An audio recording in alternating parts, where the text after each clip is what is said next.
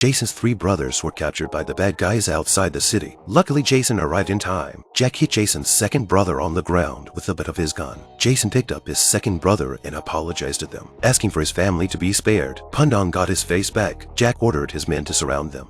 Just as they were about to shoot, Jason punched the man next to him. The pile of bricks suddenly exploded. The flying bricks knocked Jack and the officers down. Jason, that tough guy, blocked the bricks and grabbed one and smashed it into the enemy's face. At this moment, Pundong's professional assassin arrived. Jason fought hard to meet them. He subdued his opponents with his 1-against-1 momentum. In no time, he grabbed the chain knife. He threw it 360 degrees and killed them instantly. Just as two of his men were sneaking up from behind with the knife, they were shot and killed. It turned out to be the BR Chief Minister's troops. The Chief Minister said that there is no justice in our homeland, and now you are the only one who can save it. Then all the soldiers saluted Jason. Sister-in-law asked what happened. The Chief Minister told the truth. There are 38 districts in the state of Ijaro with 120 million people. The locals seek the blessings of the Buddha and preach world peace. But there's one district that's still plagued by war because of one man. A private army that used to protect residents from terrorists and bandits has become the private army of a certain family. The leader of the army is Jerry. Anyone who goes against him is asking to be killed. The government can't control it, so they're hoping that an election will be the platform to change all that and end Jerry's rule. Just then, a line of cars drove right into the venue. People were being crushed and scattered all over the place. The convoy swept through the room like tanks. The podium was not spared. Jerry's presence was so powerful, it made people run for cover. In a conversation with the Chief Minister, he said, in his place, only assignments were allowed. He made everyone wear jewelry. He'll make him leave as Chief Minister with dignity. At the same time, he blackmailed him. If he does that again, the consequences will be disastrous. There's no stopping that kind of arrogance. That's why Mark was appointed as the election commissioner. Mark preaches that fear can only be banished by a successful election. No one is above the law. No one can ignore the flag.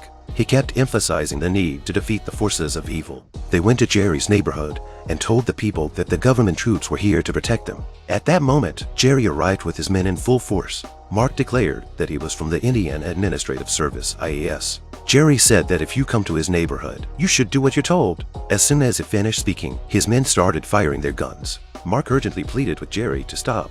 Jerry tells his men to stop shooting, sits down like a king, and tells him to put bells on his feet. While Mark hesitates, Jerry continues to kill Mark's men. Humiliated, he puts on the little bells. A policeman stepped forward and said, "You can't humiliate a government official like that." But all that was waiting for him was machine gun fire. So Mark stomped and danced his way through the humiliation.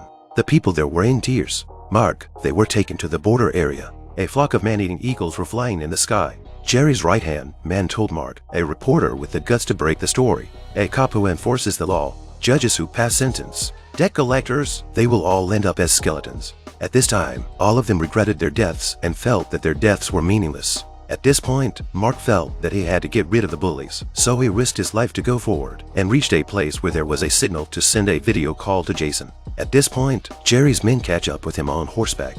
Mark is taken back to the land of the dead. Jerry tells him that there is no law here and that not even God will save him.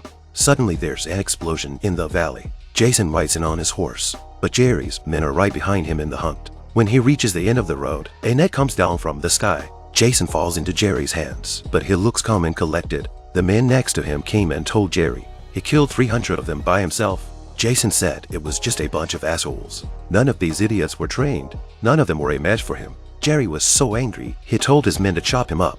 The first one who went up quickly lost his breath. He used his machete to cut the rope. He pulled on the chains that bound him. All 4 men fell to the ground. Then he easily pulled up the stone cairn that held them in place. He danced around the stones and hit the men hard on the ground. No one could get to him. Jerry had to send his right-hand man up. Jason took a long knife. When they got close, he cut off the heads of his 2 assistants with a single blow. A man-eating eagle flew away with the heads in its mouth. Jerry's men chased after him with guns. Jason grabbed an AK and shot them down like steel warriors. Then he signaled Mark to get them out of the area. When they got to the canyon,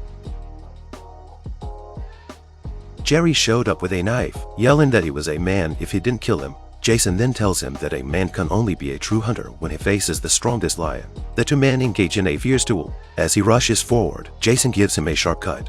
As he approaches Mark, Jerry stabs him with his knife. Blood splatters Jason's face as he pulls it out. Enraged, he gave Jerry 2 fatal stabs. At this point, Mark said you were crying the day he found you, and now you're crying again. Jason said, "Brother, you'll be fine." As Mark was dying, he said, "I'm proud of you. I'm not sad because I'm dying. I'm sad because I'm leaving such a beautiful family. If there's a second life, we'll be brothers again." He also told Jason to take good care of his brothers and sisters-in-law, their children and the orphans. Don't let the children become orphans like them. After that, Mark left this world. Everyone was devastated. Back in the Bihar neighborhood, his sister-in-law shed tears of grief. Jason said it felt like his heart had died several times when his children asked when their father was coming back. They hugged each other and cried. At his wife's request, they went to Mark's grave. Sister-in-law said she wanted to fulfill Mark's last wish and make his death meaningful. Jerry came back from the dead one day. He grabbed the king cobra and let the little boy next to him watch as he let the snake bite him. Then he crushed the king cobra to death. He told everyone that he wouldn't die of snake poisoning or at the hands of humans like normal people do. He's a beast. At this point, Mark's wife shows up and says, "Today is the day you die." She said that her husband had two wishes in life: a happy family, a peaceful society. Jerry threatened to show everyone how Jason died. It was the revenge of a grieving mother and wife. Jason showed up with the bodies of Jerry's men. He then threw his spear and shot an arrow through his enemy's body. Jason dismounted, retrieved his spear, and prepared for battle. It only took him 5 minutes to wipe out Jerry's men. Jason lifted Jerry up and slammed him to the ground. They went at each other's heads like lions. He threw a couple punches that sent him reeling. Then he kicked him so hard, they all fell to the ground. Jerry then picked up his long knife and charged for it with a furious lash. But Jason's quick dodging left him unharmed. Jerry's knife flew out of his hand. The long knife is firmly nailed to the tree. Jason broke his arm with the punches.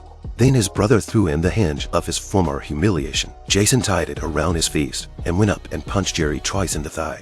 Then he hits him with a nice hook to the jaw. Jerry backed up one after another, only to have his head severed by a long knife from a tree. Good will triumph over evil. Mark's second wish was granted, and the story comes to an end. May the world pay more attention to orphans. May there be no more orphans. This is the 2019 Indian action movie, Vinaya Vidheya Rama. A young boy is picked up by a group of orphans and raised by them collecting garbage. He grows up to become a powerful and handsome man. When his older brother is in danger, he's always the first to come to the rescue. With his elder brother killed, he decided to fulfill his brother's wish to destroy the evil forces. He eliminated all the evil forces with just one person's power, bringing peace to the neighborhood and fulfilling his big brother's last wish. This story tells us to pay attention to the orphans and not to let them become the next victims. I am Zero Sense Film. If you like this video, please give it a thumbs up, comment and subscribe to my channel. See you in the next video.